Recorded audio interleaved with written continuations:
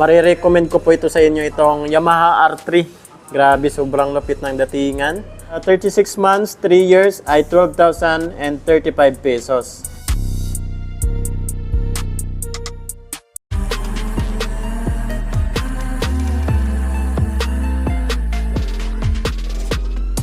Yun, what's up mga idol? Chris Ride Motovlog nga po pala. For today's, nandito ngayon tayo sa Yamaha 3S Premium Corporation. Located lang po ito dito sa Santiago Boulevard, General Santos City.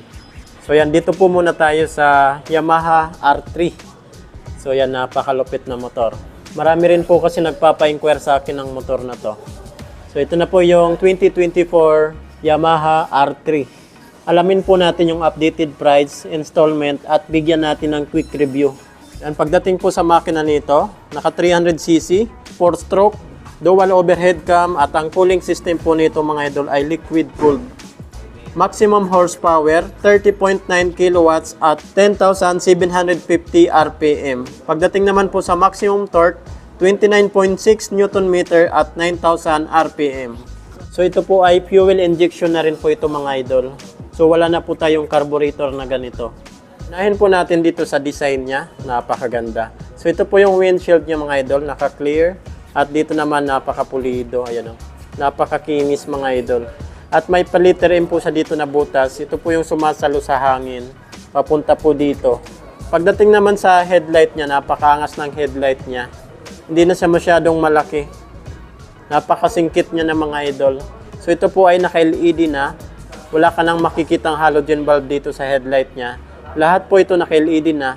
Maliban po sa signal light niya na naka-halogen bulb pa rin po yan. And then naka-usli. Ayan o. Color combination, ito po yung naka-racing blue. Naka-glossy po siya dito banda at dito naman. Decals din po sa dito na sky blue na nakalagay R3. Sa front suspension naman po nito, naka-inverted na rin po ito. Napakasulit ng suspension niya mga idolo. Sa braking system naman po nito sa harapan, naka-hydraulic disc brake, naka-dual pot piston caliper at naka-ABS po yan. Anti-lock braking system. Napaka-smooth po niya ni brake. At sa likuran naman, naka-ABS din po yon. So, dual channel ABS po ito. At meron din po sa ditong reflectorized na orange. Sa front fender naman, ganito po yung design niya. Plain lang po siya dito. Hindi, napakaganda ng pagkakadesign niya pag naka-side. So, pagdating naman po sa size ng gulong niya dito sa harapan ay 110 by 70 and then 17 inches po yung laki ng mags niya. Signal light lang talaga yung ano dito. Problema dito. So ito yung mabilis masagi talaga mga idol. So ito naman po yung design ng side body niya. Grabe, ang angas talaga. Angas talaga ng datingan niya. At meron po sa ditong aerodynamics, labasan ng hangin. Yan po, dito po yan. At dito naman, ito naman po yung belly pan niya. Napakahaba niyan mga idol. Tagong-tago yung makina dito. Ayan o. So dito naman tayo sa tail light at brake light niya. And mapapansin nyo po pag tinignan natin sa side, grabe ang tulis talaga. Oh. Tapos yung design ng kanyang taillight at brake light, ayan, ganito pa rin po yung design niya, napakaangas. Ayan o. Oh. Tapos maganda po dito, naka-LED na po yan. Naka-LED na po yan. Sa signal light naman niya, dito sa likuran, naka-halogen bulb pa rin po yan. Naka-clear lens. At dito naman po yung lagayan natin ng plate. Maganda rin po yung design ng kanyang back fender. Maganda po yung shifter niya. Sa suspension, naka-monoshock. Ito naman po yung chain guard niya. Ito naman po yung design ng kanyang stock na muffler. Yan, metal po siya at mayroon po siyang maliit na heat guard dito na plastic. Ito naman po yung brake pedal natin, footrest at footrest ng ating back ride. Braking system naman po niya dito sa likuran. Hydraulic disc brake, naka-single pot piston caliper. Pero naka-ABS pa rin po yan. So, naka-dual channel ABS po ito. So, ito naman po yung design ng kanyang tire. Napakalapad. So, ang size naman po nito ay 140 by 70. And then 17 inches naman po yung laki ng mags niya. Ganda rin ang kulay ng mags niya mga idol. Metallic blue. Ang stock brand naman po nito ay Dunlop. Ayan o.